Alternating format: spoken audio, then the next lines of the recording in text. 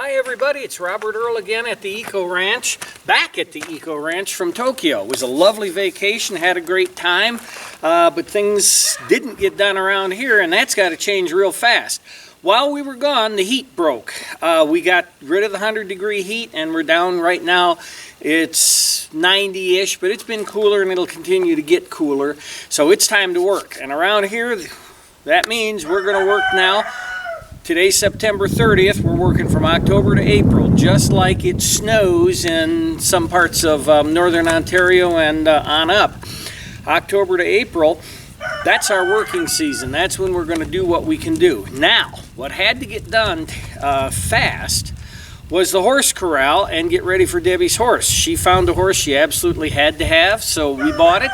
Now we got to have a place to put it because they've been boarding it for 6 weeks. So what we're going to do now is show you what I've been doing, and I'm not doing this alone. I do have a helper. I've got a friend who would like a little extra money, and he's been helping me. He's 30 years old, so that's half my age, and he's been a tremendous help.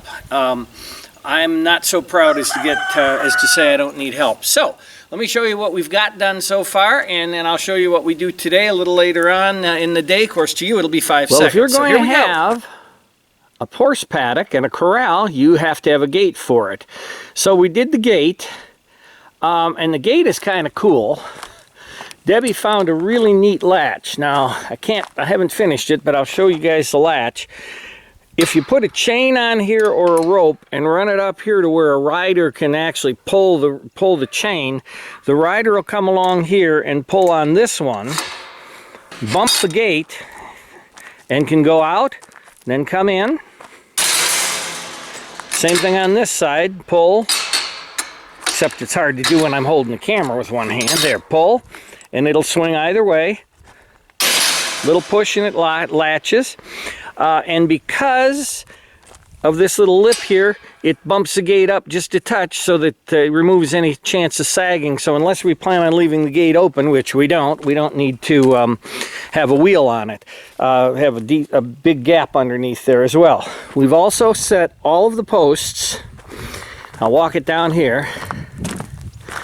We've set all of the posts and all the way around. Now the last post is the one you see there just a little bit to the left of the container. That's the last post we've set. And we're in the process now of pounding in the T-posts. That's what they are. I can't remember. We're pounding the T-posts in. We pound the T-posts and then we start stretching the fence until we get around to here. Now, this is where you run into a problem. Number one, the container's in the way for now. That's getting pulled away in a week or so.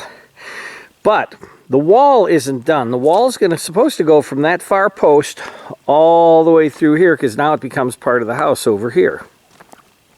So that roll of fencing you see in the distance, that's normal field fencing. The rest of the fencing is horse fencing, but that's field fencing, and we're going to stretch it along the back there just temporarily until we build the wall. And the wall is going to, then the wall, of course, will take the place of that. Over here, because we haven't finished the actual stable yet, this was part of the original plan for the structure anyway, but what we're doing right now is building a 20-foot by 20-foot pole barn. And the horses can get underneath there. Yes, I said plural, but that's another story. Can get underneath there and stay out of the shade or out of any rain that comes. And I've got all this old recycled roofing steel. It leaks some, but the horses won't mind for that. And the plan is that this 20-foot roof coming out here is going to also continue out just until I run out of the steel, which should run it almost to the end there. And the only reason I was doing that was I have the steel and it's not worth selling, so I'd have to give it away. Well, if I take and continue out and just build a roof over or a pole barn here, it gives us shade, places to stick things. But when it rains, it gives us another 2,000 feet of area. So 1 inch of rain on just this structure alone here, 1 inch of rain will give us 1,000 gallons of water in our tanks. So that's the method to my madness here. So there's where we are, and let's see how far we get today. And through the magic of editing, It'll only be a couple seconds to you, but the entire day is going by to me. All right, in the next scenes, you're going to see us stringing the fence, rolling it out, and then start stringing the fence. And all these T-posts will be in, and it'll look like, oh, well, it was no problem. They just stuck T-posts in the ground. You got to see how difficult it is. Kind of keep an eye on where that string is in relation to this nub here, and I'm going to pound this a little bit, and you can get an idea how hard this is to do. And then multiply that times the 18 that I've done today.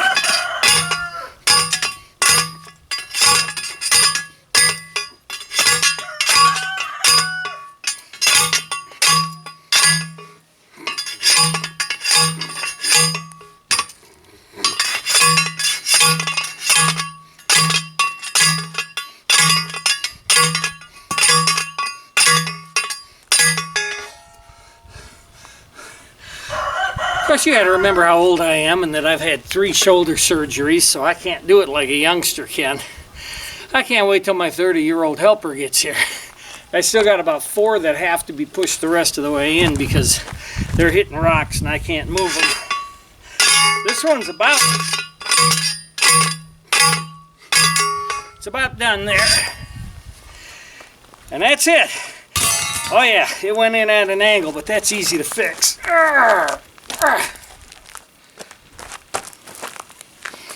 There we go. Nice and straight. Hey guys, well, you can see it's quitting time. I've got a beer in my hand. That's not unusual. We did manage to pull one section of fence. My helper didn't show up, which is relatively typical around here.